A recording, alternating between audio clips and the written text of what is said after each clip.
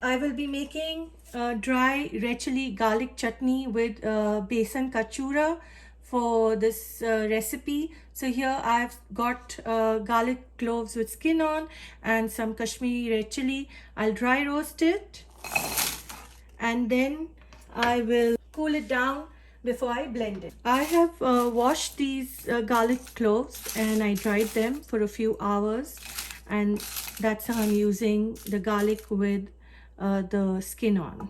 I'm not adding any oil here because the besan ka chura, which is the batter of the besan which I'll fry and add it, that will have oil in it. So I don't want to add oil to the garlic and chili.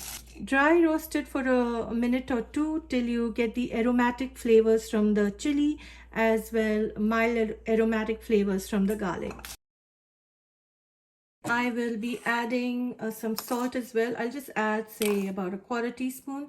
I won't add too much salt because my besan chura will also have salt. I can get the aromatic flavors of the red chili. And now I'll turn my stove off and I will transfer this mixture to a separate bowl. Let it cool down before grinding it. To make the chura batter, I will be using 1 cup chickpea flour. Here I will be using half a teaspoon of cumin powder, half a teaspoon of haldi.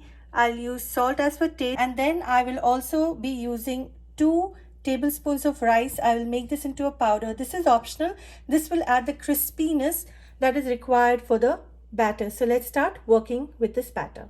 Now I will sieve this besan or chickpea flour through the sieve because I don't want any lumps in my batter.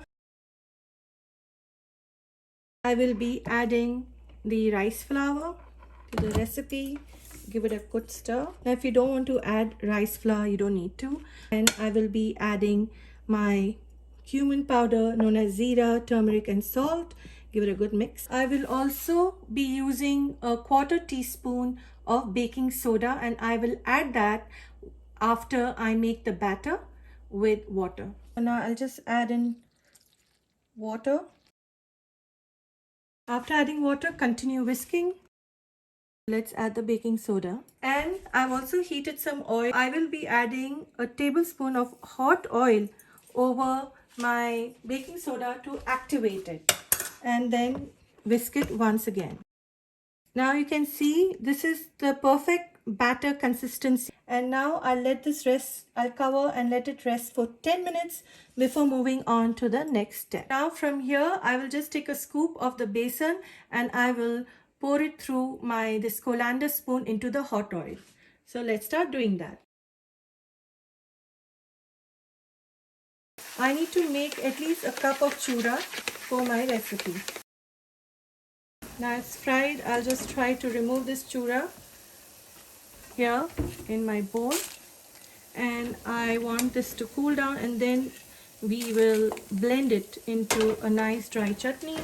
So this whole mixture is cooled down of the garlic and the red chili and the chura. So I'll just start adding it to my food processor and we'll blend it. My hands are washed and very clean. Small batch, and then I will add more. You can see this is well blended. Now if you added a bit, if you want, you can add more red chili, which I didn't because I didn't want it to be very spicy. But if you add more red chili, this color will become more red. And if you add Kashmiri red chili in a better quantity, you can do that. I can also add a little powder to just enhance the color of this mixture. I think I'll do that right now. To enhance the color, I'll just add in a teaspoon of Kashmiri red chili powder and blend it again.